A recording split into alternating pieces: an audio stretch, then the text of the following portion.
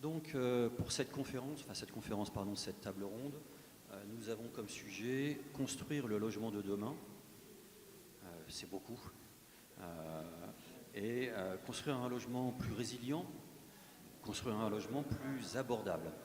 Pour discuter de ce sujet, nous avons à ma droite des représentants de, est-ce qu'on peut dire bailleurs sociaux, des grands propriétaires de logements sociaux. Je crois d'ailleurs que vous êtes un des très grands bailleurs de la ville de Sarcelles. Et à ma gauche, nous avons deux personnes qui sont d'origine finalement très différentes et très complémentaires, puisque nous avons Julien Leriche. Julien Leriche qui a la particularité d'avoir d'abord eu une formation, si j'ai bien compris, d'architecte, d'avoir travaillé dans le domaine de la promotion immobilière, d'être enseignant également en école d'ingénieur. Et ça, j'aime bien parce que ça veut dire qu'on peut, dans une même personne, croiser au travers d'une expérience beaucoup de regards différents. Et ensuite, nous avons Christophe Rodriguez, qui a, à ma connaissance, mais peut-être d'autres, deux fonctions. Celle principalement pour laquelle il est autour de la table ici, de directeur général, c'est une association, de l'Institut français pour la performance des bâtiments. Donc, grand sujet, surtout quand on parle de logement résilient. Et il est aussi directeur général adjoint d'une société qui s'appelle A4MT, c'est ça, A4MT, qui est une société extrêmement intéressante, qui phosphore beaucoup sur la question des grands enjeux environnementaux que l'on connaît aujourd'hui. Alors, je vais laisser chacun se présenter très très brièvement et ensuite j'aurai quelques questions à leur poser. Merci. Alors, moi je suis Éric Dubertrand et je suis le directeur de CDC Habitat Île-de-France. Alexandra Lescaut, je suis directrice au niveau de la direction des copropriétés dégradées, donc chez CDC Habitat. Donc, je m'appelle Julien Leriche et je suis le fondateur d'une société de conseil en stratégie immobilière qui s'appelle Matters. Moi, tu m'as présenté, j'ai rien à rajouter. Je pensais qu'ils allaient expliquer un peu plus qui ils étaient, mais c'est pas. On verra par la suite au regard de comment ils interviennent justement en faveur d'un logement plus résilient et plus abordable. Alors, un logement résilient, c'est quoi? Un logement abordable, c'est quoi? Ça peut englober vraiment beaucoup de choses différentes. Il y a tellement de termes qu'on utilise en ce moment et où on ne sait plus ce que ça veut dire. Moi qui travaille beaucoup, par exemple, sur le logement dans ma propre société, sur le logement inclusif, à chaque fois que je parle de logement inclusif à quelqu'un, il pense autre chose que ce à quoi je pense. Et ensuite, quand je reparle à quelqu'un d'autre, il repense autre chose. Il faut croiser tout ça. La sémantique est importante. En l'occurrence ici, si on va chercher une définition rapide en tapant sur Internet ou sur chat, je sais pas quoi, et qu'on demande c'est quoi le logement résilient, un logement résilient, c'est un logement qui permet de vivre de façon parfaitement soutenable, tout en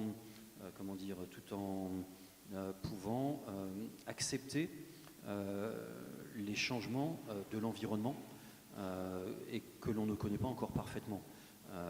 Donc ça c'est plutôt pour le logement résilient. Et pour le logement abordable, c'est comment faire en sorte que toute personne qu'il habite dans le cœur de Paris, qu'il habite à Sarcelles, qu'il habite dans le sud de la France, qu'il soit personne âgée, personne handicapée, jeune, famille, comment on peut vivre dans un logement qui est véritablement décent et qui, tout en étant décent, vous permette d'avoir par ailleurs un budget qui ne soit pas entièrement consacré au logement et qui vous permette de vivre décemment sur les autres choses que vous faites dans la vie.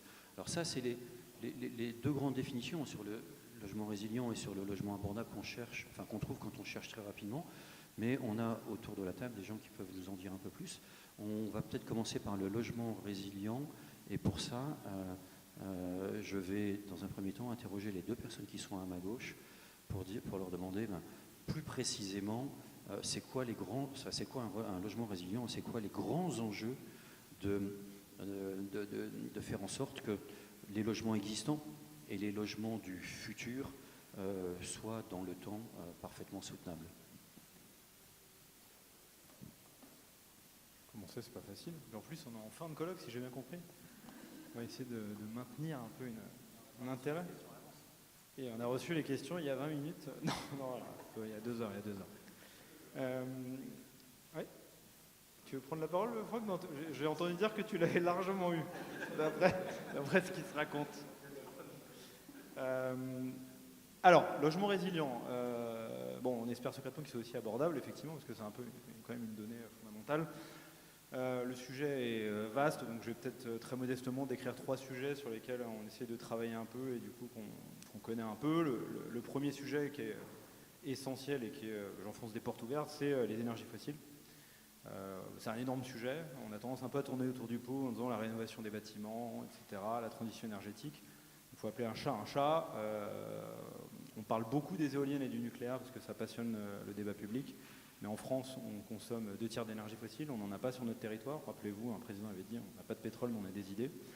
Et les énergies fossiles, c'est quand même, sans vouloir être grandiloquent, un peu une bombe sociale à retardement. C'est-à-dire qu'on l'a vécu en 21-22, où on a eu une vision un peu du futur, avec un mélange entre des problèmes de maintenance sur les centrales nucléaires, mais il y avait aussi l'histoire de la guerre en Ukraine, donc on va dire que c'était plutôt la guerre en Ukraine qui a posé problème, parce que du coup ça se raconte mieux dans l'équation globale, qui a fait qu'on a eu une tension très forte sur le réseau électrique, de manière générale le sujet énergétique, et donc on s'est mis à faire de la sobriété collectivement en disant en fait c'est cool la sobriété, mais il faut avoir en tête que sortir des énergies fossiles, c'est 2 fondamentaux sur lesquels on a beaucoup de travail devant nous. Le premier, c'est diminuer la consommation d'énergie de façon drastique. Ayons en tête qu'il n'y a pas un énergéticien qui sera capable de raconter une histoire de décarbonation, que ce soit les gaziers, les électriciens, ils n'y arrivent pas si on ne diminue pas la consommation d'énergie. Donc faire des économies d'énergie dans le bâtiment, c'est pas qu'une histoire de confort et de facture, c'est aussi écouter les énergéticiens qui disent on n'y arrivera pas. On n'arrivera pas à faire du gaz vert pour tout le monde, on n'arrivera pas à construire des dizaines d'EPR, donc on est condamné à diminuer la consommation d'énergie si on veut sortir des énergies fossiles. Et on n'y arrive pas, je ne sais pas si vous l'avez en tête, mais on a beau parler de la chasse au gaspillage, des plans de sobriété, depuis 1990, la consommation d'énergie ne bouge pas, elle est stable. En fait, elle est compensée par l'étalement urbain, c'est-à-dire tous les travaux d'optimisation qu'on fait sont quasiment, c'est une sorte de loi de Murphy, compensés par l'étalement urbain. On fait tellement joujou à construire des logements neufs qu'on fait grossir le parc et on n'arrive pas à diminuer la consommation d'énergie, c'est assez dramatique, je ne sais pas si vous l'avez en tête. Et puis le deuxième sujet, c'est sortir des énergies fossiles. Il y a un truc qu'on a bien fait en France, c'est la sortie du fioul, qui est quasiment responsable de 70% de la décarbonation du bâtiment. Donc j'ai tendance à entendre, ouais, le bâtiment, on a fait 34% de diminution des gaz à effet de serre, c'est quand même bien, t'es pessimiste Christophe de dire qu'on n'arrive pas à baisser la consommation d'énergie. Ouais, on a viré le fioul. Le fioul, on est bien engagé, il reste 2 millions de logements qui ont du fioul, et le fioul, ça pue, c'est cher, c'est chiant. Donc il y a plein de gens qui ont envie de virer le fioul déjà de façon naturelle, alors que le gaz fossile, c'est cool.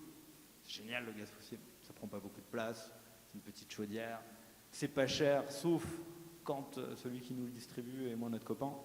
Donc ça c'est un énorme défi qui est quand même qui nous pend au nez et qui sera un sujet de résilience. C'est-à-dire qu'on est esclave de la fluctuation du coût des fossiles qu'on ne maîtrise absolument pas. Et donc ça me paraît être le pilier numéro 1. Le pilier numéro 2, c'est les enjeux d'adaptation, je suis sûr qu'ils ont été très bien abordés. Sur lesquels, ayons en tête que la réglementation ne résout quasiment rien. La RE 2020, elle a fait progresser le sujet confort d'été, mais les seuils sont un peu foirés, on ne regarde pas les effets d'îlot de chaleur, donc il y a beaucoup de progrès à faire encore, donc ne vous dites pas, je sors des logements neufs, tout va bien, c'est faux.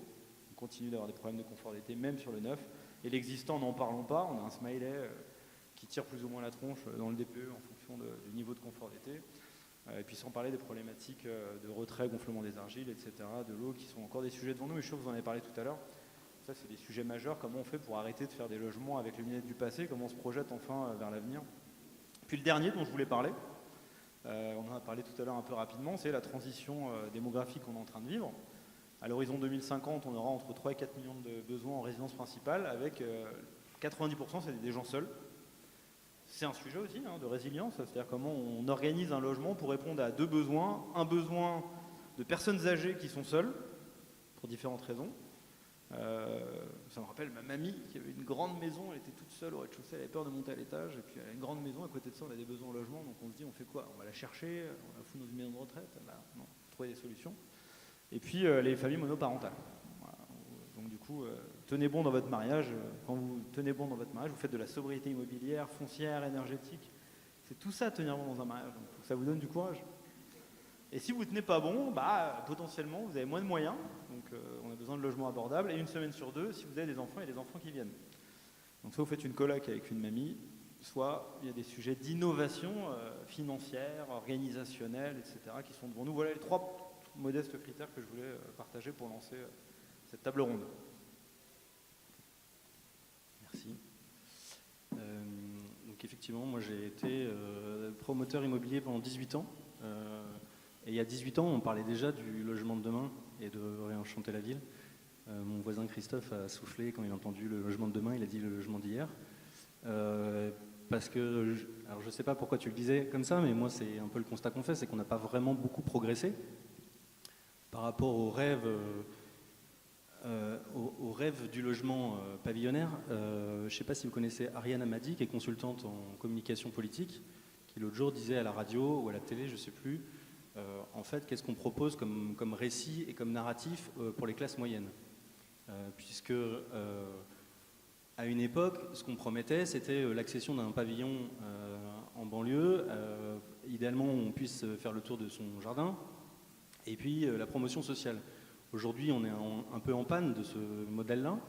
Le sujet de la démographie et le sujet de la manière dont on construit aujourd'hui, ça fait partie des sujets que j'évoque dans mon cours.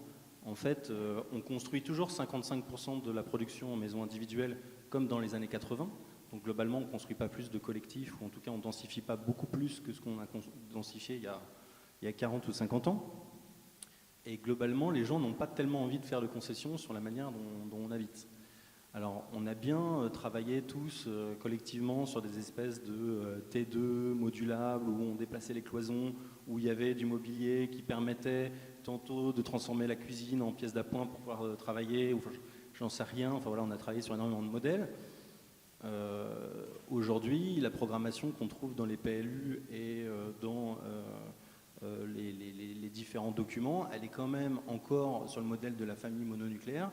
La famille nucléaire, donc pour ceux qui ne savent pas, un papa, une maman, une petite fille, un garçon, alors même que 40% des Français vivent tout seuls dans leur logement.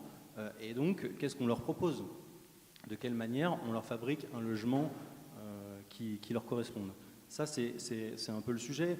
Aujourd'hui, on est un peu dans une crise politique, donc le sujet, il est encore presque différent. La question, elle est presque de construire.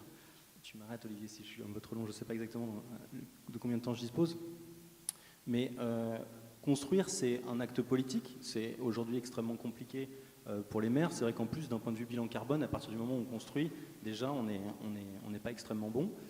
Donc c'est une vraie question. Et puis il y a aussi un sujet d'appétence politique, puisque depuis les élections de 2020, les gens n'ont pas vraiment envie de ça.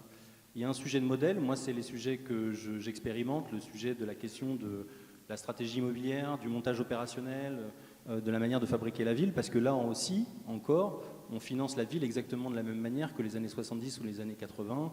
Le logement social tire toujours ses financements du livret A. Les promoteurs empruntent toujours aux banquiers au même taux de précom et au même fonds propres. Et donc globalement, à chaque crise, on répète un peu les mêmes sujets qui sont, mais vous les connaissez tous, d'aller chercher le logement social pour nous aider à nous débarrasser de notre stock et d'attendre que la crise passe. Je pense qu'il y a un nouveau modèle à réinventer, en dehors du fait de fabriquer des logements qui sont plus résilients et qui sont aussi plus conformes à nos aspirations. Voilà. C'est malheureux, mais c'est ce que je raconte à mes étudiants en école d'ingé qui sont quasiment tous persuadés qu'on fait que de la réhabilitation et que de la construction bois. Aujourd'hui, il n'y a que 5 à 7% de la production en France qui est construite en bois. Et il y a un paquet de personnes qui essayent de mettre ça à mal et qui sont très contents, y compris, on parlait de X tout à l'heure, de faire suivre sur les réseaux sociaux un immeuble dans le 12e qui est aux messageries qui brûle comme une botte de paille. Voilà. Donc on a encore à parcourir un certain nombre de totems. Peut-être je vais m'arrêter là, comme ça te permettra d'embrayer. Mais on a encore un certain nombre de totems ou de trucs à déconstruire pour réussir à avancer sur le chemin, je pense. bien. Juste pour rappeler, quand on parle de logements résilients, on parle de logements qui vont résister aux aléas, essentiellement climatiques, qui vont pouvoir s'adapter à des changements et qui vont demeurer vivables quoi qu'il arrive. Ça veut dire qu'on a un patrimoine immobilier public, social, privé, qui n'est pas toujours adapté à ces enjeux. Et on doit réimaginer aussi la façon de concevoir les nouveaux immeubles qu'on aura à créer. On a vu ce matin, Franck Boutet disait, on a 1% du nombre de logements qui se renouvellent chaque année. C'est loin d'être suffisant pour se préparer à l'avenir, mais il faut savoir les faire bien. On a eu aussi des interventions ce matin d'intervenants qui disaient on a aussi un problème, c'est qu'on fait souvent, enfin ils ne l'ont pas dit comme ça, mais moi je l'ai entendu comme ça, on fait souvent la ville des promoteurs et on a souvent une grosse résistance, une sorte de bras de fer entre les décideurs publics et les décideurs privés. Ça peut vouloir dire aussi que les logements que l'on va penser demain, la façon dont on va les concevoir, peut-être qu'il ne faut plus les concevoir avec un simple modèle où on a un aménageur qui met un lot en concours avec un cahier des charges, un promoteur qui respecte le cahier des charges, qui fait même souvent plus que le cahier des charges, et qui ensuite effectivement va renégocier la programmation, les labels, la part de logements sociaux. Et là aussi, je ne sais pas si c'est le lieu, mais il y a plein de réflexions, il y a plein d'innovations qui sont en train de mener, de sorte à ce que l'on encadre parfaitement et que toute la réflexion sur la construction neuve, elle se fasse avant qu'on passe la main et que les solutions sont trouvées avant qu'on passe la main au promoteur et que le promoteur ne devienne plus que celui qui réalise. Bon, j'ai peut-être un peu été plus loin que le sujet. Sur le logement abordable, ça s'adresse à tout type de logement, c'est-à-dire que comment rendre le logement abordable à destination d'un étudiant, d'un jeune actif, d'une personne âgée, d'une personne qui a un handicap, d'une famille, comment faire en sorte que l'on sache produire des logements abordables en locatif comme en accession. Là aussi, il y a plein de modèles et il y a plein de réflexions, il y a plein d'innovations en ce moment, surtout d'ailleurs dans le domaine du logement senior. Et on a un des acteurs qui probablement est actuellement le plus innovant au travers du groupe que vous représentez. Alors, est-ce que vous voulez dire un mot sur le logement résilient ou tout de suite discuter de logement abordable? Moi, j'ai un sujet qui est un peu en marge. Mais oui, on peut raccrocher. Alors, en marge, pourquoi? Parce que c'est les copropriétés dégradées.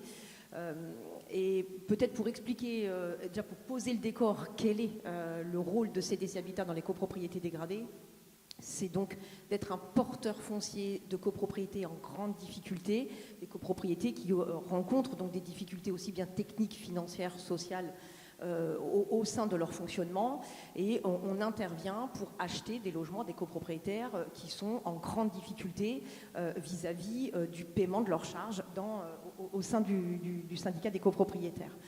Et donc, je ne peux que souscrire évidemment aux premières interventions, que le sujet principal, autre qui peut être intrinsèquement à des problèmes financiers que peut avoir le copropriétaire, mais c'est aussi à des gros travaux importants que la copropriété doit voter, des travaux liés, alors pour beaucoup à de la sécurité du bâti, mais aussi à tout le réseau de chaleur, et qui se retrouvent dans une situation financière suffisamment précaire et fragile au sein de la copropriété qui ne leur permettent pas de voter des travaux.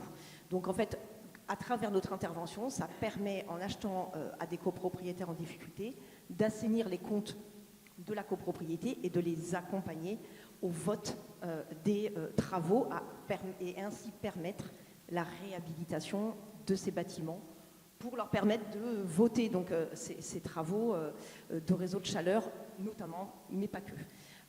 Et bien sûr, le lien, et je passerai la main à Eric, le lien qu'on fait aussi avec le logement abordable, on le retrouve inévitablement dans le logement privé en copropriété et en copropriété dégradée, parce que même si une des réponses dans le logement abordable, on pense tout de suite au logement conventionné, mais la problématique, elle est identique à l'équilibre qu'un copropriétaire a avec le paiement de ses charges, le paiement de son emprunt, voilà, cet équilibre de toutes ces dépenses pour pouvoir être dans un logement digne.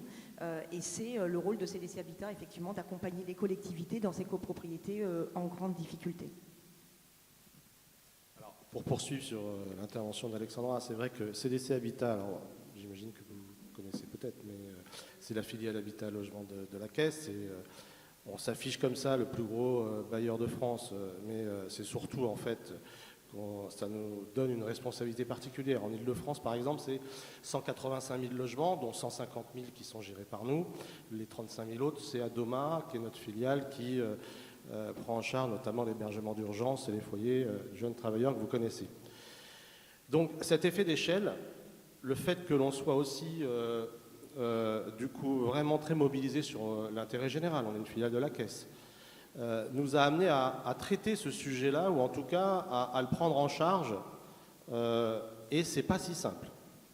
La question de la résilience, des logements, parce qu'en effet, il y a la question du développement, de la production, on livre 4 à 6 000 logements par an en Ile-de-France, 20 000 à l'échelle du groupe, dans un contexte très difficile, marqué par la décrue de la production, vous le savez, notamment en logement social, qui est pour moi le logement abordable. Parler de logement abordable, c'est pour moi celui-ci. Vous savez tous les débats qu'il y a actuellement à la Commission européenne pour essayer de créer un statut sur le logement intermédiaire, qui pourrait être le logement abordable, qui nous poserait des difficultés. Donc ça veut dire qu'en fait, on affiche avec détermination que le logement abordable, c'est celui qui permet de rendre accessible le logement à la majorité de nos concitoyens, et c'est bien celui-là. Et que notre responsabilité, quand on a un parc aussi important, mais même quand on a un parc moins important, c'est justement dans l'intérêt général de penser le logement de demain. Pas uniquement dans la construction, on va peut-être y revenir après, mais aussi par rapport au stock. Ça veut dire aux 148 000 logements dont on a la gestion ici chez nous. Et de voir comment on se projette dans l'avenir pour voir qu'est-ce qu'il faut faire comme action. Et donc on a aujourd'hui ce qu'on appelle un plan stratégique climat, qui s'appuie sur 3 piliers. Vous l'avez dit, l'adaptation. Voilà, donc on a des diagnostics de prévention des risques. On essaie de mettre en place un certain nombre d'outils pour pouvoir identifier les sujets de risques importants et de pouvoir les traiter derrière. Sur que ce soit les réhabilitations ou la construction, on essaie de travailler sur la question des matériaux, sur la question de l'eau, voilà. Donc ça, c'est vraiment l'adaptation. On a l'atténuation. L'atténuation parce qu'on a un objectif qui n'est pas le nôtre, mais évidemment qu'on a, c'est de réduire les émissions de gaz à effet de serre. Donc le fameux CO2, on est avec un objectif en 2030 à 15 kg par mètre carré par an pour nos logements. Aujourd'hui, on est à 25. Il faut qu'en 5 ans, on passe de 25 à 15. Et pour passer de 25 à 15, on n'a pas le choix, il n'y a pas qu'une solution. Ça veut dire qu'on passe, bien sûr, on traite la question du développement, évidemment, en étant plus exigeant. Mais ce n'est pas celui-ci qui nous pose le plus de problèmes, c'est évidemment le stock. Donc ça veut dire qu'on passe par des réhabilitations plus lourdes, qui nous coûtent plus cher. Aujourd'hui, c'est 50 000 € par logement, des fois 60 000 € par logement, parce qu'évidemment, on monte les critères, on ne fait pas que des ITE, on change aussi le mix énergétique, le mix de chauffage par exemple, on essaie de mettre en place des packs, on raccorde au réseau de chaleur, ça c'est essentiel, ça veut dire que chez nous en Ile-de-France, c'est plus de 15 000 logements qui seront raccordés à des réseaux de chaleur urbains, surtout la géothermie d'ailleurs, donc ça veut dire qu'on les raccorde à des réseaux existants. On va chercher les projets avec les élus pour voir si on peut devenir un partenaire et un acteur. Et ça, c'est très important. Puis le troisième pilier, c'est la biodiversité. On n'en a pas parlé, mais c'est très important. Ça veut dire qu'on renature. Ça veut dire que dans les résidentialisations qu'on fait aujourd'hui, on essaie de voir si on ne peut pas créer des îlots de fraîcheur, si on ne peut pas remettre de la nature autour de nos bâtiments. Et si bien sûr, on fait de la gestion différenciée, évidemment, ça mais on le généralise. Donc on a un vrai plan de stratégie climat qui est engagé depuis quelques années, depuis 3 ans, c'est récent, qui va demander beaucoup de mobilisation, beaucoup d'énergie, beaucoup d'argent, parce qu'on n'en a pas parlé, mais ça sollicite énormément d'argent, c'est des centaines de millions d'euros à notre échelle, et qui nécessite une mobilisation de nos collaborateurs, une acculturation. Je ne sais pas si c'est pareil chez vous, mais en tout cas chez nous, tous les collaborateurs ne sont pas acculturés à ces sujets-là. Et donc, ça veut dire que pour accompagner une stratégie d'entreprise, il faut forcément aussi mobiliser l'ensemble des collaborateurs. Et puis, il faut s'adresser et accompagner nos locataires. En Ile-de-France, c'est 350 000 locataires. Eh bien, il faut le faire. Et ça, tout ça n'est pas simple. Je le dis parce que voilà. Alors, on est sur tous les champs. On développe aussi des partenariats. Hein. On fait du réemploi, et ça, c'est pas nous qui le faisons, on le fait avec des partenaires, des startups, des entreprises. On essaie de construire en fait un écosystème et de le soutenir parce qu'on veut développer des filières. Voilà. On a ici à Sarcelles, par exemple, dans le cadre d'une réhabilitation qu'on appelle les biscottes, avec une entreprise fait du hors les murs. Ça veut dire que ça, c'est vraiment très bien pour essayer de pouvoir justement créer des filières de réhabilitation qui soient vertueuses, moins coûteuses et qui à la fin soient plus efficaces. On crée des îlots de fraîcheur, je l'ai dit tout à l'heure, mais ça veut dire qu'on identifie ces sujets de cette manière-là. Donc ça veut dire que, voilà. Et puis sur la production de logements neufs, on avait la réputation de construire beaucoup en VFA. CDC Habitat... voilà, construisait plus de 50% en VFA. Hein. Aujourd'hui, en Ile-de-France, on est à 52-53%, mais nous, on était beaucoup plus. On a fait le choix depuis 5-6 ans de revenir à la maîtrise d'ouvrage direct, la MOD, la maîtrise d'ouvrage direct, qui a pour nous énormément de vertus, mais ça veut dire qu'il faut, pareil, développer des compétences en interne, structurer notre organisation, parce que ce n'est pas la même façon de construire, ce n'est pas les mêmes objectifs, et en tout cas, aujourd'hui, on considère que la MOD peut nous permettre justement d'accompagner ce dont on parle, ça veut dire l'objectif de logements plus résilients, de logements abordables de qualité, qui correspondent aux besoins du territoire, puisque je terminerai par là, CDC Habitat, c'est un opérateur qui est présent sur l'ensemble de la chaîne. Ça veut dire qu'il accompagne le parcours de vie de la sortie d'école, quand on est étudiant, jusqu'à la fin de vie, puisqu'on a aussi des EHPAD. Et donc, ça veut dire qu'il faut qu'on soit capable d'être présent sur toute cette chaîne et donc d'avoir une vision stratégique, structurante, qui accompagne les politiques publiques, qu'elles soient nationales ou locales. Et ça, forcément, ça nécessite derrière des moyens. Merci. Votre dernier propos m'intéressait beaucoup. C'est celui sur lequel, enfin, c'est quand vous dites que la VFA va prendre une part plus réduite dans votre patrimoine, du moins dans votre patrimoine nouveau. Je trouve que c'est intéressant parce que c'est le fait de reprendre la main, c'est aussi une bonne façon de pouvoir construire le logement qui est attendu par les citoyens, les habitants, enfin plutôt pour vous les habitants que vous connaissez réellement.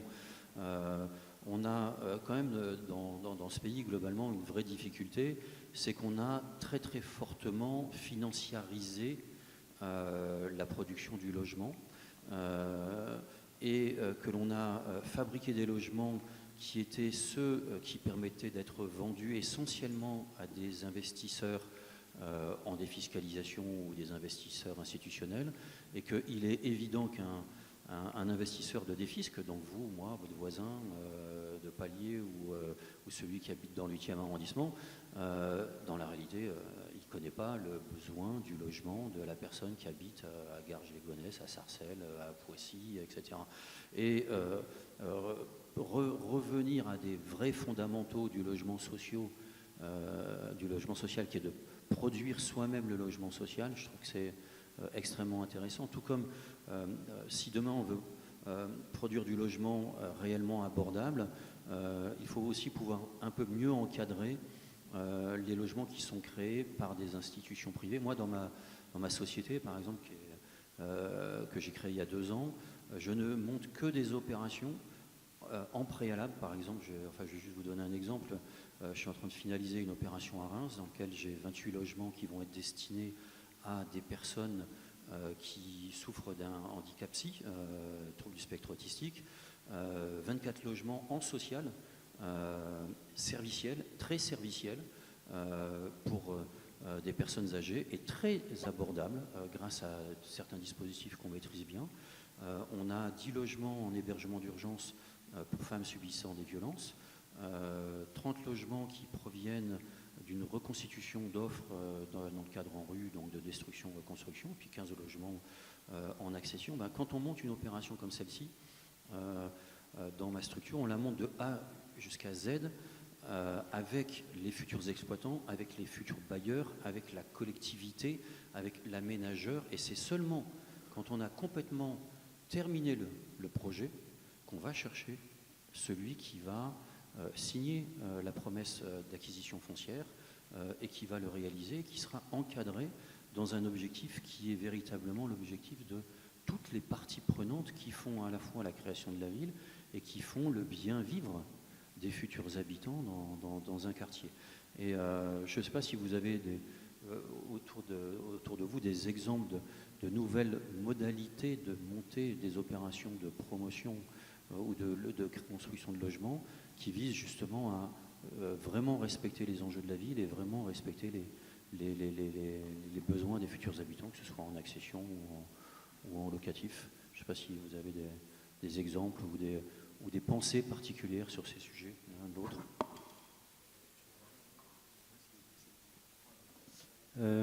Parce que du coup, ça reboucle avec mon propos précédent.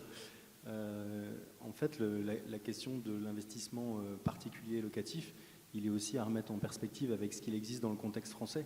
C'est-à-dire qu'en fait, en France, aujourd'hui, il y avait 58% des gens qui étaient propriétaires. Là, on est vers le déclin. C'est-à-dire que c'est la première fois depuis très longtemps qu'en fait, il y a de moins en moins de gens qui accèdent à la propriété. On a le bloc du logement social qui lui, est fort et une spécificité française. Alors, pas que française, il y a d'autres pays en Europe aussi qui ont cette particularité-là. Et puis on avait le troisième entrant qui était le petit propriétaire particulier qui avait envie d'investir et puis qui se faisait un petit pécune globalement pour préparer sa retraite. En gros, en France, tout tourne un peu autour de la retraite. Donc l'idée, c'est de payer sa résidence principale et d'acheter des petits appartements pour qu'à la retraite, on ait tous une vie heureuse. Et pourquoi pas, c'est super. La problématique, c'est qu'on n'a pas d'autres variantes. Donc comme on est aujourd'hui, depuis plusieurs années, en train d'attaquer le propriétaire particulier un investisseur, alors je ne le défends pas, hein, mais l'idée c'est que se dire, en fait, comme aujourd'hui on marche sur 3 jambes, si on en enlève une, on n'en a plus que 2, voilà, et qu'en plus on a des taux d'intérêt un peu importants, c'est compliqué d'acheter, d'être propriétaire, donc l'autre, la deuxième, est un peu impactée. La question, c'est quel type d'acteur on a. Alors dans d'autres pays, il y a des investisseurs institutionnels qui sont très présents dans le logement, comme en Allemagne, qu'on cite assez fréquemment dans ce genre de sujet. En France, on n'oblige pas les investisseurs institutionnels qui bénéficient de transparence fiscale à investir de logement. Et donc, je ne sais pas si c'était ce sujet-là que tu emmenais, parce que moi, j'y avais réfléchi à un moment. Quand on veut travailler la question de faire du logement pour la protection des femmes, je vais l'appeler comme ça, c'est une manière de le définir, ou d'accompagnement des personnes âgées ou des personnes seules, et le seul moyen, c'est de prendre un exploitant et un bailleur social, parce que sinon le projet, il n'émerge pas. Le sujet, c'est d'avoir des acteurs qui soient différents que le promoteur immobilier, le bailleur ou l'aménageur. C'est ce que tu disais un petit peu tout à l'heure aussi sur la manière de faire la ville. Ça croise aussi un peu les sujets de réhabilitation. J'imagine que Franck a dû vous parler de réhabilitation tout à l'heure. En fait, comment on réhabilite la ville si en fait le modèle français, c'est on démolit, on fait un petit périmètre et puis on confie au promoteur la possibilité de faire des logements et puis au bailleur de faire du logement. En fait, c'est pas uniquement comme ça qu'on arrivera à faire des choses un peu différenciantes.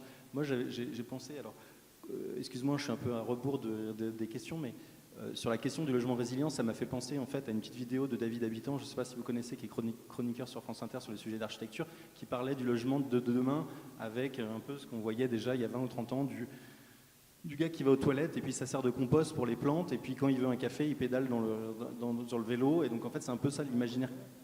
C'est un cosmonaute exactement, il est en mission et lui seul sait quelle est la vérité pour demain, à rebours de son époque.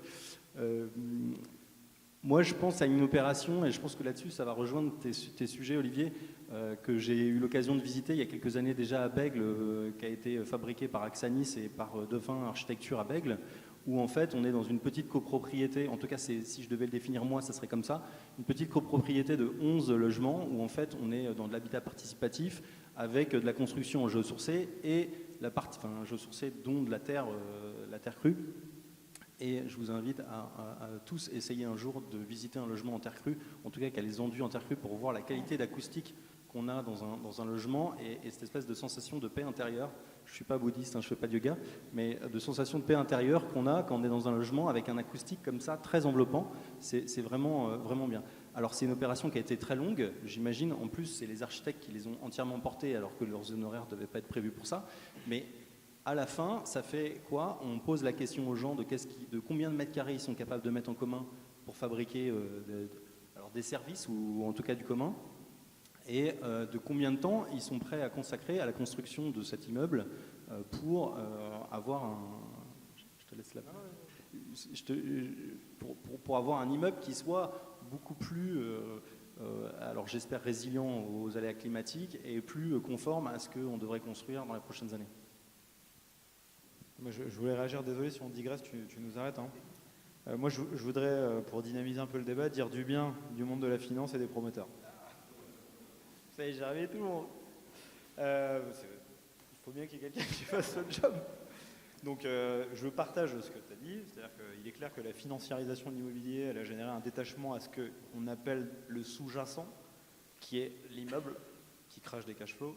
Et c'est clair que c'est une tendance de fond, c'est-à-dire que moi je discute avec des assets qui me racontent des transacts de millions, voire milliards, et qui ne sont jamais allés voir un immeuble de leur vie, quoi. Donc c'est vrai que là, il faut qu'ils aillent voir les immeubles, c'est chiant. Bon. Donc c'est vrai que j'avais dit que j'allais nous heures du bien. Bon. Mais n'oublions pas quand même que ça a professionnalisé le métier, ça crée des cadres, des compétences, et ça crée des véhicules qui vont être utiles à la régénération urbaine, parce qu'on voit bien qu'on a besoin de foncières de transformation pour faire de l'agglomération, etc. Donc en fait, on a créé quand même une boîte à outils que je pense qui va être décisif dans les prochaines années si on veut réussir tous les trucs qu'on met dans les PowerPoint sur le ZAN, sur la régénération urbaine, etc., sur les logements vacants. Il y a une boîte à outils qui me semble vachement bien, qui a émergé de ce truc-là. Donc voilà, je pense qu'il faut quand même le reconnaître. Après, je voulais dire du bien des promoteurs aussi. On vit actuellement un peu une crise du trop de tertiaire pas assez de logements. Et en fait, il y a une tendance de fond que je vois sur laquelle il me semble que les promoteurs, alors peut-être pas les entités morales, mais en tout cas les personnes, ont une partie de la compétence.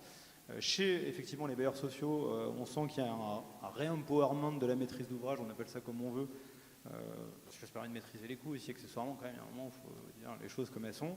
Et les promoteurs sont très forts pour ça, ils sont très forts, ils sont balèzes pour bien maîtriser les coûts, etc. Donc je sais qu'il y a des bailleurs sociaux qui cherchent à recruter des promoteurs. En tout cas, ils ont cette compétence, ils savent très bien le faire, et ils ont développé une certaine expertise là-dessus. D'ailleurs, ça génère parfois des émotions, parce qu'on se dit, est-ce que c'est pas... Voilà. Et chez les assets, notamment chez les foncières, tertiaires, etc., ils ont un problème de réopérationnaliser le métier d'asset, qui est un métier très financier. Et je peux vous assurer qu'un asset qui doit régénérer un actif qui est en perte de vitesse, la compétence d'un promoteur est aussi extrêmement précieuse. C'est-à-dire le regard sur ce fameux sous-jacent pour aller chercher un nouveau gisement de valeur avec la dimension opérationnelle est extrêmement... voilà. Donc c'était un pas de côté. C'est juste pour dire on aura besoin des promoteurs. Après, peut-être que ce sera les personnes et pas les personnes morales. Tu vas me permettre de répondre là-dessus. Il faut savoir qu'il y a 2 ans encore, j'étais directeur général d'une société de promotion immobilière. Donc effectivement, c'est un métier, des enjeux, des contraintes que je connais très bien. Mais mon propos, en fait, c'était le suivant. C'est que quand tu es dans une position, celle du bailleur, celle du promoteur, celle de l'investisseur, celle de l'architecte, tu vois toujours un peu midi à 14h. C'est quoi mon intérêt immédiat? Qu'est-ce que je connais véritablement? Qu'est-ce que je sais faire? Et je mets en œuvre mon mode de pensée, mes outils, même si j'ai tendance à chercher à m'ouvrir. Si on n'est pas dans une construction plus collective, en fait, on ne trouve pas les bonnes solutions. Et très longtemps, trop souvent, on a monté, à mon sens, des opérations qui étaient je fais des logements, je fais un immeuble, je vais mettre 50% de T2 parce que le T2 c'est ce qui va se vendre en défisc. Ou alors après, dans un autre secteur, je suis dans un lieu touristique, je vais faire des logements à caractère touristique avec les granulométries qu'il faut pour les touristes, pour les estivants, et je vais oublier que y a des restaurateurs qui ont des salariés, enfin, et on a naturellement tendance à produire ce que l'on va vendre. Et le pire, c'est que souvent, on ne sait pas qu'on peut vendre autre chose et qu'on peut le vendre d'une autre façon. Et c'était ça mon propos, c'est de dire, on a vraiment besoin de penser et de mettre autour de la table plus de gens qui pensent pour savoir comment on va fabriquer le projet qu'éventuellement un bailleur pourra construire, ou qu'un promoteur pourra construire, ou qu'un investisseur donnera à construire à la société qui aura décidé de choisir. Mais tout ne peut pas venir d'un investisseur ou d'un promoteur, ou même de la pensée d'un élu qui parfois a une vraie compréhension de tous les enjeux, mais je suis obligé de le dire, pas toujours non plus. Juste un petit mot à ce moment-là pour rajouter une brique complémentaire à ce que tu viens de dire. Le cellier, qui s'est ensuite appelé Pinel, parce que tous les dispositifs changeaient en fonction des noms des ministres, il a été conçu pour relancer la construction au moment où on était en crise, en 2007, 2008, après la chute de Lehman Brothers et de la crise des subprimes. Moi, j'étais promoteur à l'époque, j'avais que 1 an ou 2 ans d'expérience. On n'avait pas vendu un logement pendant presque 1 an. Alors, c'était à côté de Nantes, je ne sais pas comment c'était à côté de Paris, mais globalement, en fait, le métier était presque mort. Les véhicules d'investissement collectif qui ont été inventés, les OPCI, les SIC, ils ont été inventés dans les années 2000 pour sauver le marché du bureau. Et en gros, on a commencé à dire que ça serait bien de créer un marché financier de l'immobilier pour relancer la bourse à la suite de la... Excusez-moi, je cherche mon fil conducteur. Relancer après la crise de l'Internet. Donc ça a été inventé à ces périodes-là. Mais nous, on invente quoi aujourd'hui, en fait? Le sujet, c'est qu'est-ce qu'on invente aujourd'hui pour répondre aux enjeux de la ville qu'on a envie de promouvoir. C'est ça le vrai sujet. Résiliente et abordable. Oui, non, mais juste quelques mots pour compléter, pour dire qu'en effet, sur la question de la production, nous, on diversifie nos modes de production, en fait. C'est plutôt ça. Ça veut dire qu'on était très focalisé sur la VFA, et avec les promoteurs, on n'a pas de sujet. Ça veut dire que ce sont des partenaires, on s'entend plutôt globalement bien avec eux. Mais il y a une difficulté, c'est que d'abord, on perd le contact avec le territoire. D'accord ? Ça veut dire qu'on est intermédié par un intermédiaire qui est le promoteur. Et ça, pour nous, en tout cas pour moi, c'est un sujet. Ça veut dire que c'est un sujet, d'autant plus que notre stratégie, c'est de se reterritorialiser. Ça veut dire d'être vraiment au plus proche des territoires, parce que la question des besoins, ou en tout cas la question de la réponse aux besoins par le logement, même si on peut avoir une vision macro, des grandes politiques, etc., elle se travaille quand même à une échelle locale, pour plein de raisons que vous connaissez. Et donc, on a besoin d'avoir des stratégies qui sont territorialisées. Et pour ça, on a besoin d'être en relation avec les acteurs locaux, quels qu'ils soient, mais notamment les élus, pour pouvoir justement, ensemble, pouvoir proposer des solutions qui correspondent aux besoins, et évidemment des besoins qui sont à la fois immédiats, mais qui aussi anticipent l'avenir. Parce que le sujet, c'est qu'on construit, nous c'est ce qu'on dit souvent, la différence avec un promoteur, c'est que même si on construit, on garde le logement pendant 30 ans, 40 ans, 50 ans, et on est sur le territoire avec les locataires, avec les élus, etc. C'est quand même totalement différent. Donc ça veut dire qu'on ne peut pas se permettre de ne pas avoir cette vision-là. Et donc on a fait le choix de territorialiser nos actions, notre stratégie, et donc ça veut dire de diversifier. Ce qui veut dire que VFA, oui, MOD, oui, et puis on essaie d'innover depuis quelques années, mais pour ceux qui sont initiés, vous le savez, ça veut dire qu'on crée aussi des véhicules, voilà, pour attirer des investisseurs, souvent institutionnels, pas sur le logement social, on est sur du LLI par exemple, ou du libre à l'époque, on n'en fait plus, on fait plutôt du logement intermédiaire aujourd'hui, qui est le segment sur lequel on a envie de se porter en plus du logement social, même si à 80% le groupe c'est du logement social. Voilà. Et là-dessus, on essaie de faire les choses qui ont du sens. On vient de créer un fonds avec la Maïf, on en a créé un avec le CNP. Ça veut dire qu'on essaie de fluidifier, parce que le sujet quand même en France, c'est de pouvoir, on le sait bien, réinjecter une partie de l'épargne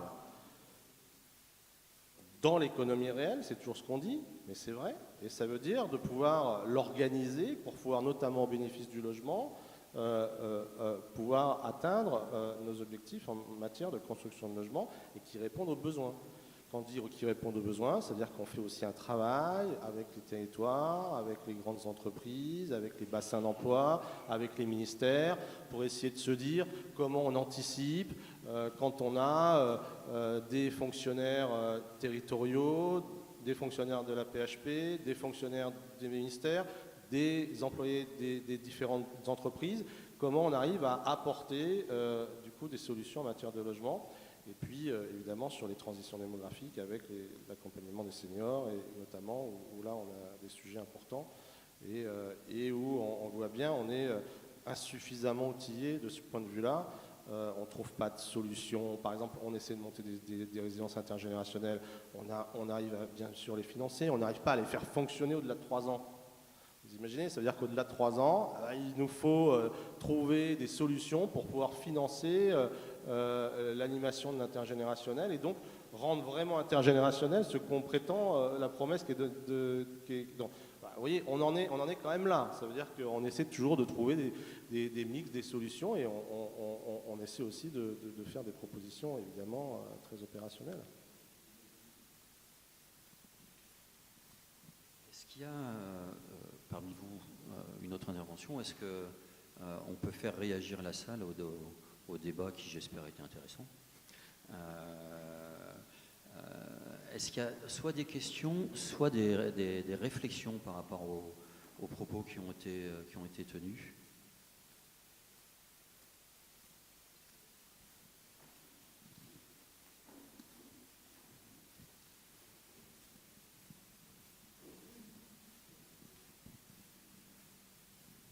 Bonjour, je me présente, je suis M. Afrad, représentant locataire auprès de CDC Habitat, CGT Adecosa Bailleurs. Je suis numéro 2, après Dolores. Donc vous avez parlé des îlots de chaleur. Notre association CDAQR, avec la présidente Madame Berger, elle vous a fait des propositions, des cahiers des charges à l'époque. Madame Thomas avait tous les documents. On avait fait des propositions de jardins partagés devant notre bâtiment sur Bernanos. Et jusqu'à présent, c'est resté lettre morte de la part de votre direction. Donc, j'ai essayé de relancer le projet avec Madame Trébeau. C'est en attente. On a des projets qui sont en cours que j'ai proposés avec Madame Trébeau et Madame Donga. Tout est bloqué. Terrain de pétanque, terrain de foot, jardin partagé, tout est bloqué.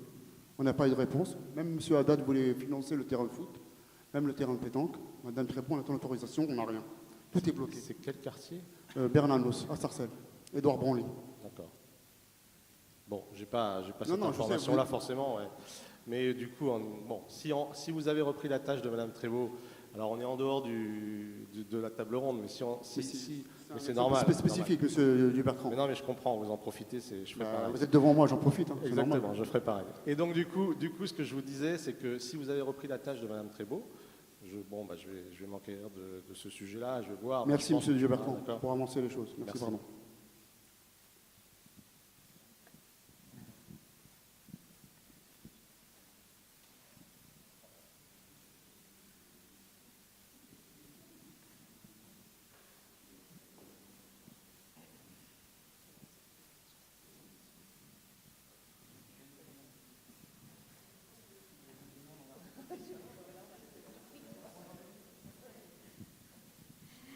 Bonjour. Donc je me permets d'intervenir parce qu'on parle de construction. Et Sarcelles est une ville qui est déjà très très construite. Effectivement, CDC Habitat le sait très très bien. Moi je reviendrai plutôt sur une question de réhabilitation.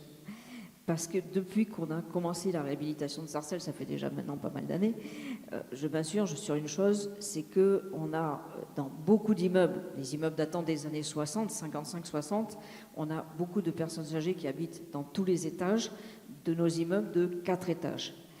Et on a maintenant en permanence des personnes qui sont bloquées dans leur logement parce qu'elles ne peuvent plus descendre et monter les escaliers. Et à chaque fois que j'ai soulevé ce problème-là, moi, au niveau de Sarcelles, on m'a toujours répondu « oui, mais ça coûte trop cher, on ne peut pas réhabiliter de cette manière-là ». Or, la plupart de nos immeubles, justement, sont dans des parties de Sarcelles qui étaient encore très aérées, donc où il serait, à mon avis, mais je demande l'avis des architectes pour le coup, où, à mon avis, il serait possible de créer des ascenseurs extérieurs, au moins sur les extrémités des bâtiments. Donc, ce qui permettrait d'avoir au moins 2 colonnes d'escalier par bâtiment qui soient équipées. Donc ça, c'est la première question. Et la deuxième question, c'est avant de penser construire, sachant qu'on nous demande, oui, de densifier et en même temps de le faire en zéro artificialisation. Donc, est-ce qu'il y a possibilité sur les immeubles de Sarcelles de rehausser certains immeubles, ne serait-ce que d'un étage, 2 étages, soit effectivement pour l'habitat, soit pour des services tels que des crèches, par exemple. Voilà.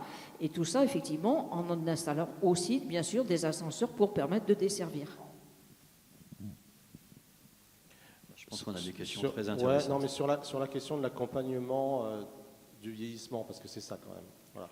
C'est un sujet évidemment majeur pour nous, qui évidemment touche l'ensemble des propriétaires de logements, hein. Il n'y a pas que CDC Habitat. Et on essaie de mettre en place une politique d'adaptation des logements avec les PMR, etc., tout ce que vous savez. Il y a le sujet de la mutation, qui n'est pas simple, ça veut dire parce qu'il faut toujours... aujourd'hui, ce n'est pas satisfaisant en termes d'objectifs. Et puis après, il y a, dans les cas particuliers, ce que vous dites. C'est vrai que jusqu'à aujourd'hui, la tendance du bailleur, et y compris la nôtre, c'était de ne pas installer d'ascenseur. D'abord au-delà de 4 étages, vous connaissez toute la réglementation, et puis parce que ça coûte très cher un ascenseur. Un ascenseur, c'est entre 100 et 150, ça dépend, mais c'est entre 100 et 150 000 euros l'ascenseur. J'en ai fait l'expérience l'année dernière dans une autre ville. Pourquoi ? Parce que simplement, là, on commence à regarder ces situations, mais il faut juste se dire que le financement de ce surcoût, il n'y a pas 36 façons de le financer, hein. C'est soit on va chercher des subventions, dans l'autre département c'est ce qu'on a fait, il y avait des aides départementales, on s'est tous mis autour de la table, le maire était très mobilisé, mais du coup moi je lui ai dit ok, mais il faut qu'on arrive à boucler le financement. Et on n'a pas installé des ascenseurs sur l'ensemble des halls. Vous voyez, et on a regardé bien sûr si techniquement c'était faisable, parce que c'est la première chose qu'il faut regarder, intérieur, extérieur, etc. Et puis il peut y avoir une répercussion sur les charges des locataires. Enfin, il faut juste avoir en tête tout ça en fait. Mis bout à bout, moi je suis pour que ce type de sujet, on ait un dialogue très transparent. Ça veut dire qu'on pose sur la table tout et qu'on se dise voilà, est-ce que c'est faisable, pas faisable, comment on le finance. Et de quelle façon, dans quel délai. Et à la fin, je prends cet exemple parce que je ne dis pas qu'il faut le dupliquer partout, mais dans cette ville-là, par exemple, on était sur une résidence très vieillissante où tout ce que je disais avant, ne suffisait pas, organiser la mutation, les PMR, c'était pas satisfaisant. Et on a pris la décision, en effet, d'adapter, pas le logement, mais l'immeuble. Donc en mettant des ascenseurs. On en a mis partout, ça a pris du temps, il a fallu quoi. Donc oui, ça aujourd'hui, en tout cas moi dans mes fonctions, je ne sais pas si mon successeur fera pareil, mais en tout cas moi dans mes fonctions, je regarde ça avec plutôt bienveillance, d'accord ? Mais sans donner de garantie que ça se fera. Mais en tout cas, je suis d'accord pour qu'on ouvre et qu'on étudie les choses. Voilà, ça me paraît normal, vous voyez. Donc c'est ça. Et puis l'autre question, c'était sur les réhabilitations. De rehausser. Alors ça, c'est un sujet aussi qu'on regarde avec attention, pas à Sarcelles, forcément. On regarde ça dans des zones très denses, Paris, intramuros, où on rehausse. On en a fait une à Belleville, par exemple. Pourquoi ? Parce que on a même aujourd'hui, on s'adjoint les services de prestataires qui nous aident à identifier sur notre patrimoine. Là, c'est en cours, qui nous aide à identifier toutes les possibilités de densification par le haut, c'est-à-dire on rehausse. Voilà. Et donc ça, pour nous, c'est important. Alors ça, il y a des surcoûts, etc. Ensuite, il faut voir la faisabilité, tout ça. Bon, on a quelques exemples de réussite. On a des collectivités qui sont très allantes, d'autres qui le sont moins, hein, parce que, bon, rehausser, voilà. Et puis, donc, en tout cas, aujourd'hui, on finit l'étude, là, qui va nous permettre de voir quel est le potentiel, tout simplement, de constructibilité par cette type-là. Je voulais juste rajouter, parce qu'effectivement, c'est la question de la réhabilitation sur les types de grandes copropriétés comme ça, où il n'y avait pas forcément d'ascenseur, et puis en plus qui n'étaient pas forcément isolés par l'extérieur. Sans connaître votre cas précis, là, à Sarcelles, j'ai déjà travaillé sur plusieurs sujets comme ça, où on avait des bars des années 60-70, où on venait financer par la surélévation, l'isolation du bâtiment, l'adjonction d'un ascenseur, des choses comme ça. Voilà, il faut que le contexte urbain le justifie, il faut que ça soit possible. Parfois, c'est un peu compliqué quand il y a énormément de copropriétaires. Il faut qu'il y ait suffisamment de mètres carrés. En ce moment, je suis sur la question du droit de copropriété. Donc la personne me dit, moi, mon sujet, c'est la surélévation. J'entends beaucoup de questions de surélévation à Paris. La surélévation à Paris, elle a surtout été pratiquée par les bailleurs parce qu'en fait, pour les particuliers ou pour les promoteurs, c'est extrêmement compliqué parce que le potentiel constructible sur les immeubles était tellement faible que financièrement, ça ne valait pas le coup de refaire toute la toiture pour un appartement. Mais voilà. On va peut-être donner...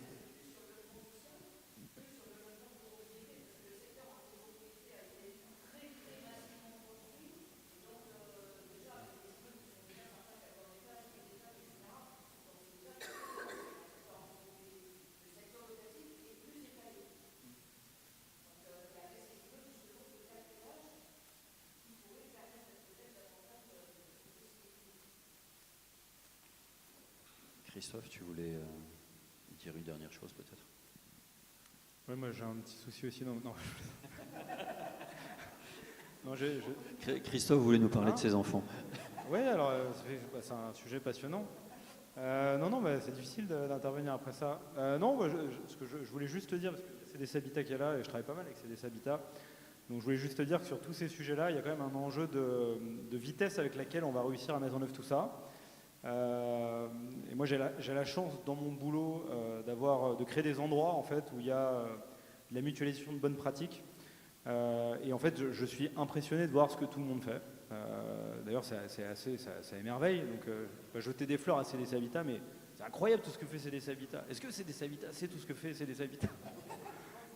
C'est une vraie question. Action Logement aussi, est-ce que Action Logement c'est tout ce que Action fait Bon bref, donc il y a vraiment un enjeu de se dire voilà, moi j'ai la chance d'animer des actions collectives où en fait on a des maîtrises d'ouvrage qui disent « Ah, moi j'ai testé ça, j'ai testé ça ». En fait, tout le monde teste la même chose dans des lignes de nage séparées.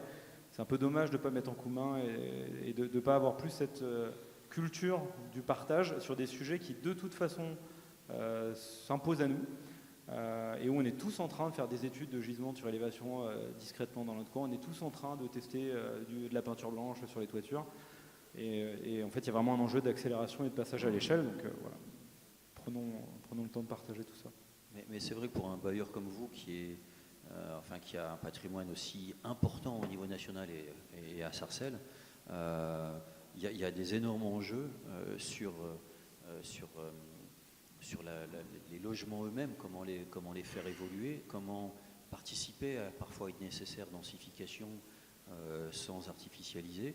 Comment faire en sorte aussi que votre patrimoine, qui est quand même, c'est un bâtiment qui est posé sur un terrain qui vous appartient et qui jouxte un terrain qui ne vous appartient pas, c'est-à-dire l'espace public, c'est comment rendre tout ça cohérent. Et d'ailleurs, il y avait des choses intéressantes qui étaient dites, enfin beaucoup de choses intéressantes, mais entre autres une par Franck ce matin, c'est que quand on parle d'îlots de chaleur, quand on parle de la façon de se préparer, parce que n'oublions pas qu'on parle de logement abordable et résilient, quand on veut se préparer au monde futur, l'îlot de chaleur, il ne se traite pas qu'au bâtiment, et qu'il y a un énorme travail à faire dans vos bâtis, sur vos bâtiments, sur les pourtours de vos bâtiments, sur vos espaces non bâtis privatifs, et surtout sur comment ça s'intègre dans une réflexion plus globale des espaces publics. Je ne sais pas, donc je pense que tu as quelque chose à dire. Non, je sais pas, j'avais envie de répondre moi aussi à la question que vous vous êtes posée. Du coup, le logement de demain, moi j'ai beaucoup dit ce matin, le logement de demain, c'est essentiellement le logement d'aujourd'hui, transformé, adapté. La question de la résilience, c'est assez marrant parce qu'il y a une contradiction, c'est ça que je voulais mettre en évidence. D'habitude, c'est un petit récit aussi que je fais sur la question entre sobriété, qui était à un moment le maître mot, les indicateurs qu'on a retenus aujourd'hui sur l'efficacité énergétique, sur les budgets carbone, en fait, font qu'il faut moins consommer de matière. Et en fait, il y a une petite leçon intéressante à tirer sur est-ce que résilience et sobriété, ça marche toujours ensemble? Et pour ça, on peut prendre l'exemple de la chaise. Et donc c'est un truc qui s'appelle, toi tu l'as déjà entendu, un récit qui s'appelle hyperstaticité. L'isostaticité, c'est quand on construit quelque chose qui est juste, enfin qui tient tout juste. C'est-à-dire que si vous enlevez un composant, ça se casse la figure, ça devient hypostatique, on ne peut rien construire d'hypostatique, sinon ça tombe.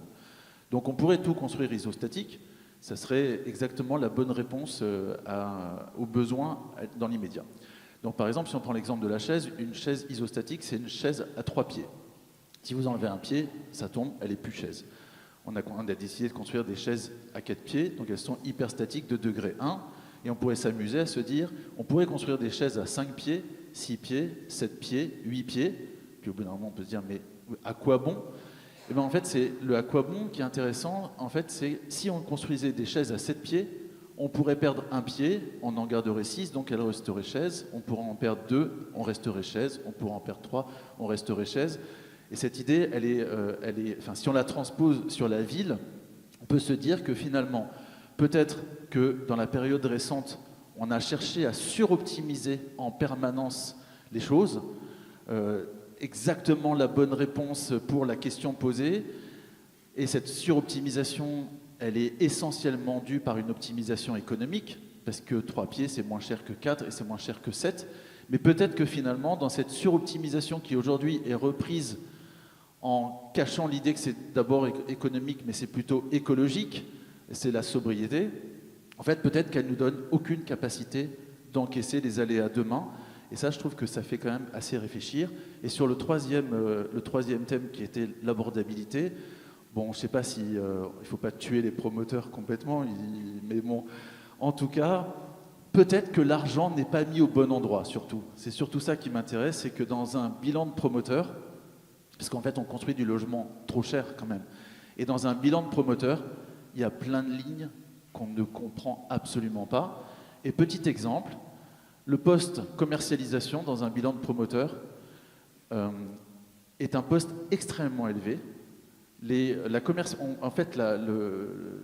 commercialisation pèse 4 fois plus lourd que l'architecte.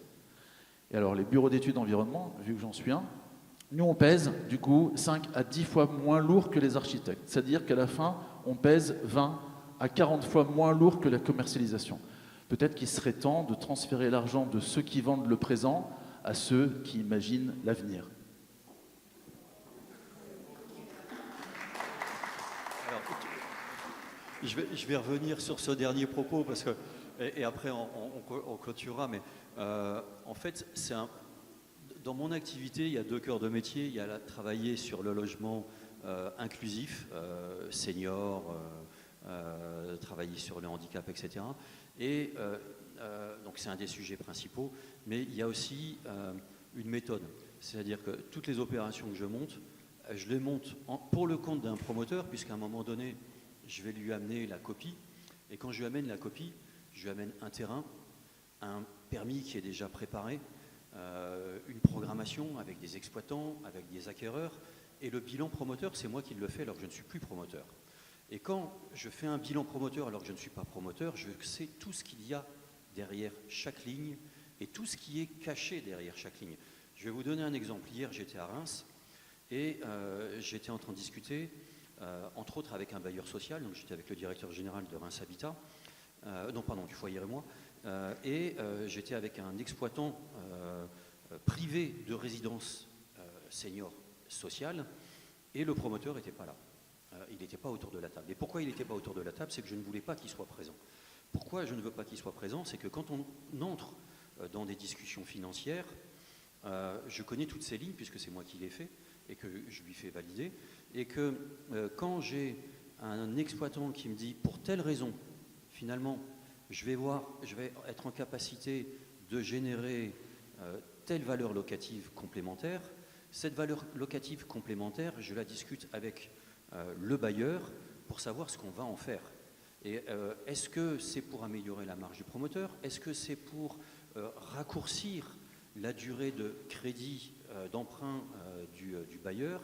Ou est-ce que c'est plutôt parfois pour dire à l'exploitant, on était en GIR 3, c'est technique, hein, selon le type de population qu'on accueille dans cette résidence, c'est est-ce qu'on ne va pas accentuer un peu le service, puisque c'est du logement serviciel?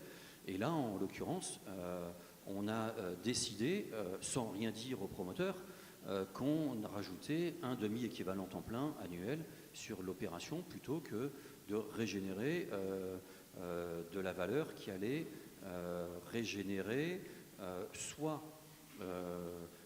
un bénéfice pour le bailleur, soit un bénéfice pour le promoteur. Le bénéfice, on a décidé de le mettre là où on considérait que c'était possible. Et pourquoi on le fait? Parce qu'on connaît aussi comment le promoteur il se fait financer. Le promoteur, à un moment donné, effectivement, il est indispensable et il a ses propres règles qui lui sont imposées, c'est-à-dire qu'il ne les a pas forcément décidées. S'il doit avoir une précommercialisation de X% pour avoir sa garantie financière d'achèvement, s'il doit avoir une part de fonds propres de X pour que le banquier le suive, s'il faut qu'il y ait un rendement des equity, donc des opérations qui soient tant, moi je le connais. Donc je sais exactement jusqu'où il peut aller et jusqu'où il ne peut pas aller. C'est pour ça que je disais tout à l'heure qu'il est peut-être intéressant, quand on monte une opération, de commencer à monter l'opération sans le promoteur. Parce que l'équilibre financier, on le connaît, et si on le connaît bien, eh ben, il aura la marge qu'il faut, mais pas une autre marge. Et dans ces cas-là, non seulement on aura été au cœur du territoire, on aura travaillé avec les structures associatives locales, on aura travaillé avec les élus locaux, on aura travaillé avec les bailleurs locaux, on aura compris le territoire et en même temps, la valeur, on la générera et on la mènera là où il faut. Bon, c'est peut-être un peu ambitieux mon approche. Peut-être une réflexion sur le sujet? Et on va clore. Juste pour conclure, c'est vrai que alors, les bailleurs, là du coup ça dépasse le cas de CDC Habitat, c'est-à-dire qu'il suffit d'aller dans une instance de la ORIF, qui est l'association des bailleurs d'Île-de-France, pour s'en apercevoir. En fait, on est face à des enjeux majeurs qui sont à la fois d'accompagner la résilience de notre patrimoine, qui est quand même très important aujourd'hui, qui est un sujet essentiel, et puis de pouvoir assurer nos engagements en matière de production.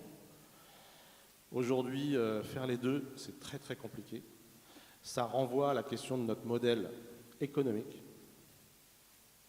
Alors évidemment, c'est quelque chose d'un peu tabou, on regarde, voilà, on essaie de réfléchir à tout ça, bien sûr, tout en sachant que les conditions de réussite ne dépendent pas que de nous.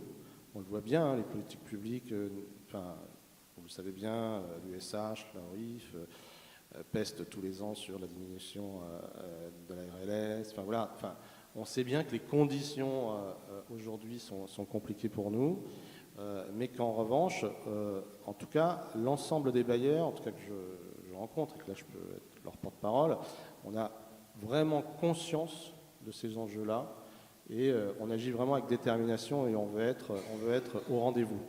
On sait aussi qu'on ne peut pas l'être seul. Ça n'existe pas, ça. Ça veut dire que c'est avec l'ensemble des acteurs, qu'ils soient publics ou privés. Le sujet, c'est que tout le monde doit être aligné sur les objectifs, ce qui n'est pas toujours le cas.